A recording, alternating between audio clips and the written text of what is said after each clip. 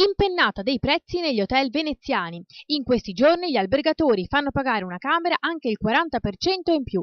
Una notte nel cuore del centro storico veneziano è arrivata ora a costare in media 281 euro, più di Parigi, Londra e Stoccolma.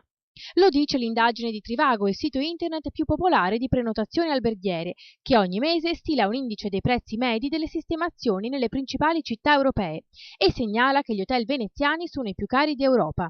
Il mese di maggio è decisamente più salato per le tasche dei milioni di turisti che arrivano nella città lagunare e dovranno fare i conti con un aumento record. Una camera infatti costa in media il 38% in più rispetto allo scorso mese. Primato negativo per Venezia, che in controtendenza e sfidando la crisi balza al primo posto come città più esosa per il turismo. Gli albergatori lagunari rispetto all'anno scorso hanno aumentato mensilmente le tariffe, tanto che rispetto a maggio 2012 la stessa camera ora può essere pagata anche l'8% in più, a differenza di altre città italiane come Milano e Torino, che al contrario hanno registrato flessioni inferiori nei prezzi delle strutture ricettive.